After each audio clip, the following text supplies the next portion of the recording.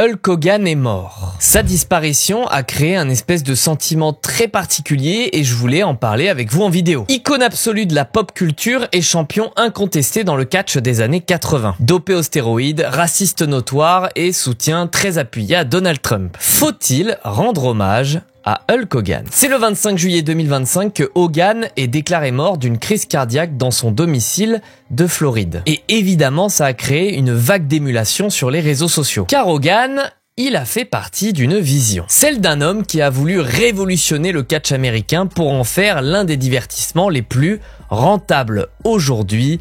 Vince McMahon. Hulk Hogan, il a été choisi par Vince McMahon pour représenter l'Amérique. Rien que ça. On a créé alors à Hogan ce personnage sur mesure de l'américain modèle, ce super-héros moderne de chair et d'os auquel les enfants vont pouvoir s'identifier. Hulk était né. Des années de titres, des matchs absolument légendaires et une omniprésence dans tous les secteurs de la société. L'Aigle Royal, McDonald's, The Star Spangled Banner, Oncle Sam, Hulk Hogan. Il est partout, du cinéma à la télé. Hulk Hogan, c'est devenu une relique 100% américaine. C'est pas une vidéo sur la carrière d'Hogan, donc je vais pas m'étendre, mais globalement, c'est la Tour Eiffel. Et c'est en 1994 qu'une première affaire vient écorner l'image d'Hogan. Il reconnaît, après avoir dit l'inverse, avoir pris des stéroïdes durant son passage à la WWE. Cette même WWE, dirigée par Vince McMahon, est visée par plusieurs accusations, notamment le fait que McMahon aurait obligé ses athlètes à prendre régulièrement ce genre de substance. Hulk a menti. Et l'Amérique, ça ne ment pas. Dès lors, l'image d'Hogan change, il reste très populaire, mais perd son statut privilégié et sa position de demi-dieu. Il va quitter la WWE et va rejoindre une autre fédération qui est la WCW. Et là, il va tourner méchant. L'éternel gentil devient un méchant du business. Mais son rôle aux écrans s'avère en réalité un petit peu plus réaliste qu'on ne le croit. En interne et grâce à un contrat bien ficelé, Hogan prend littéralement le contrôle de la fédération. Il en fait un petit peu ce qu'il veut. À cette époque, Hogan se rapproche des 50 ans et il est de bon ton dans le milieu du catch de mettre en avant des futures stars de l'industrie quand son temps est un petit peu passé. Hogan n'en a rien à foutre. Il va s'embrouiller avec beaucoup de gens du milieu et créer beaucoup de problèmes à cette fédération qui va littéralement s'écrouler après son passage. Alors j'abuse un peu, c'est pas le seul problème de cette fédération.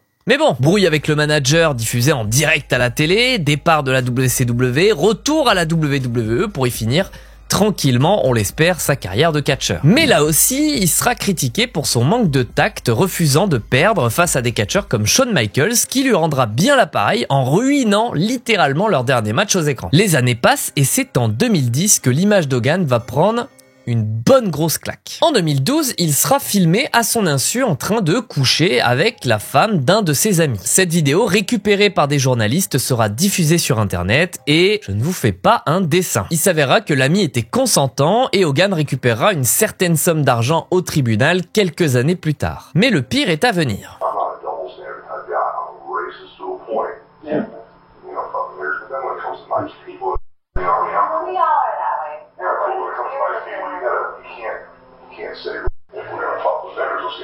C'est un enregistrement audio de Hogan évoquant notamment la relation de sa fille avec un homme noir, relayé par le journal National Enquirer. Autant vous dire que bon, ça a fini de détruire sa réputation. Dès lors, il sera un petit peu blacklisté de partout et ne fera que de rares petites apparitions dans le monde du catch quelques dizaines d'années plus tard. Et pour en finir avec la réputation de Hulk Hogan, il sera un fervent défenseur de Donald Trump dans la course à son second mandat et participera plusieurs fois à sa campagne. Bien, je ne pouvais pas aborder le sujet principal du jour sans vous parler de la vie d'Hulk Hogan. Je repose donc ma question, doit-on rendre hommage à Hulk Hogan? Grâce à l'essor des réseaux sociaux, il devient assez facile de partager un hommage sur X ou sur Instagram par exemple. Un texte de quelques lignes visant à souligner l'importance qu'a eu un personnage ou une personne par procuration dans notre vie. La question que j'aimerais poser alors, c'est doit-on séparer l'homme de l'artiste? Si beaucoup de gens vont souligner l'importance qu'a eu Hogan dans la culture populaire, d'autres vont mettre le doigt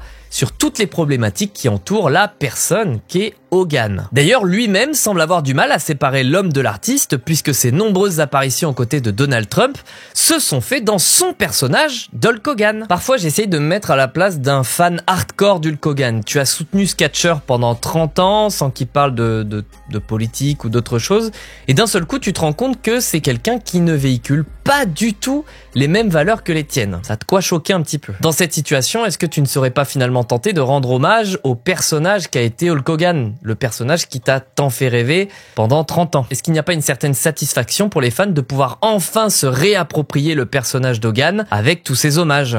Le ramener à ce qu'il était à l'origine. Je suis persuadé que nombre d'hommages que j'ai vus sur les réseaux ne sont pas des partisans de la mentalité de Terry Bollea. Peut-être juste des gens qui sont restés finalement dans le déni et qui peuvent enfin parler du catcheur sans parler du reste. Mon opinion personnelle sur le sujet, c'est que je ne dissocierai jamais l'humain de sa création. D'ailleurs, je pense vraiment que le Hogan n'aurait jamais voulu qu'on le fasse. Donc il est hors de question pour moi de rendre hommage à quelqu'un qui a des idées aussi différentes des miennes. D'ailleurs, a-t-on vraiment systématiquement besoin de rendre hommage? C'est étonnant parce que je me suis posé exactement la même question avec Thierry Ardisson qui est mort il y a quelques jours aussi et qui avait un petit peu des problèmes également. Est-ce que quand on ne peut pas être objectif ou exhaustif, on peut pas juste ne rien dire et garder ça pour nous? L'hommage, s'il sert souvent à mettre en avant un individu, il peut aussi fausser la réalité. Des personnages aussi complexes que Hogan ou Ardisson méritent souvent bien plus que 3 ou 4 lignes pour être résumés. Et c'est important pour les gens qui vont découvrir ces personnages avec leur héritage. Il faut leur faire comprendre